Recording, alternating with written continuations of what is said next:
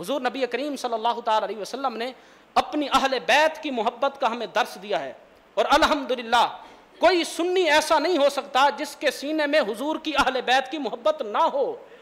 جس کے سینے میں اہل بیت کی محبت نہیں وہ سنی ہے ہی نہیں، وہ ڈھونگ رچا رہا ہے۔ الحمدللہ ہمارے سینے امام حسن کی محبت سے، امام حسین کی محبت سے، مولا علی کی محبت سے، سیدہ فاطمہ کی محبت سے، قیامت تک آنے والی میرے آقا کی آل پاک کے ہر فرد کی محبت سے ہمارے سینے بھرے ہوئے ہیں۔ اور نبی پاک صلی اللہ تعالی علیہ وسلم نے حجۃ الوداع کے آخری خطبے میں ارشاد فرمایا تھا، اے لوگو سن لو، ایھا الناس انی تارک فیکم الثقلین کتاب اللہ وعطرتی۔ میرے آقا نے فرمایا لوگو سن لو، دو تحفے تمہیں دے کر جا رہا ہوں، ایک تحفہ اللہ کی طرف سے کتاب اللہ، اللہ کا قرآن، دوسرا تحفہ مجھ محمد کی طرف سے وعطرتی اور میری اہل بیت۔ نہ کبھی قرآن کا دامن چھوٹے، نہ کبھی اہل بیت کا دامن چھوٹے۔ یہ خاص طور پر میرے آقا نے اہل بیت کا نام لیا۔ ویسے تو قرآن میں سب کچھ آ گیا، قرآن میں اللہ کی محبت بھی آ گئی، رسول اللہ کی محبت بھی آ گئی، صحابہ کی محبت بھی آ گئی، اہل بیت کی محبت بھی آ گئی، ان سب سے پیار کرنے کا حکم قرآن میں موجود ہے۔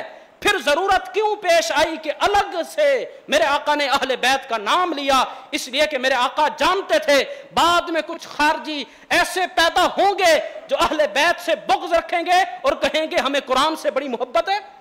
میرے آقا نے فرمایا لم یفترقا حتی یردا علی الحوض، فرمایا یہ دو چیزیں کتاب اللہ قرآن وعطرتی اور میری اہل بیت لم یفترقا، کبھی بھی یہ جدا نہیں ہوں گے، حتی یردا علی الحوض، یہاں تک کہ میدان محشر میں حوض کوثر پر قرآن اور اہل بیت مجھ محمد سے ملاقات کرے گی۔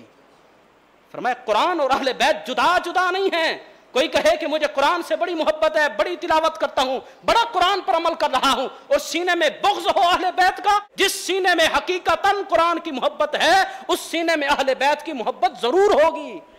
یہ دونوں جدا نہیں ہیں۔ جو قرآن کا دامن پکڑے اہل بیت کو چھوڑ دیں وہ بھی جھوٹے، جو اہل بیت کا دامن پکڑے اور قرآن کو چھوڑ دیں وہ بھی جھوٹے۔ سچے وہ ہیں جن کے سینے کے اندر قرآن بھی ہے اور میری اہل بیت بھی ہے۔ فرمایا یہ جدا نہیں ہو سکتے، دونوں اکٹھے ہیں۔ ایک حدیث پاک کے اندر حضور صلی اللہ تعالی علیہ وسلم نے اہل بیت کی محبت کو بیان کرتے ہوئے دیکھو کیسی مثال دی۔ المستدرک علی الصحیحین، صحیح مسلم اور صحیح بخاری کی شرط پر یہ حدیث ہے، صحیح حدیث آپ کو سنا رہا ہوں۔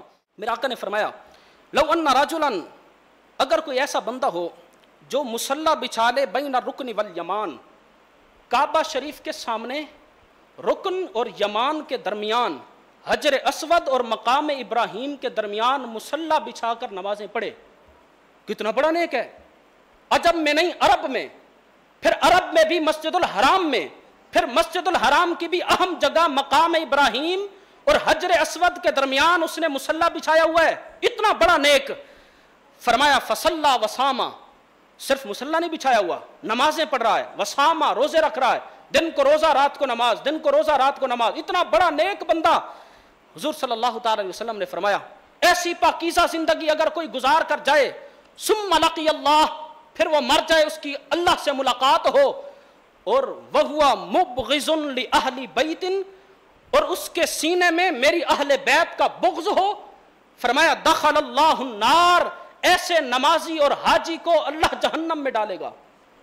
کتنا بڑا نمازی کہ بیت اللہ کے سامنے حجر اسود اور مقام ابراہیم کے درمیان مصلی بچھا کر نمازیں پڑھ رہا ہے، روزے رکھ رہا ہے، لیکن سینے کے اندر اہل بیت کا بغض ہے۔ جب اللہ سے ملے گا اس کی نمازیں، اس کے روزے اس کے منہ پر مار دیے جائیں گے اور کہا جائے گا تیرے سینے کے اندر میرے محمد کی اہل بیت کا پیار نہیں تھا، اپنی نمازوں سمیت جہنم میں چلا جا۔ اس لیے کہ اللہ کو وہ بندہ پیارا ہے، اللہ کو محبت اس بندے سے ہے جس کے پاس نمازیں بھی ہوں، روزے بھی ہوں، ساتھ ساتھ اہل بیت کی محبت بھی ہو، اہل بیت کا پیار بھی ہو۔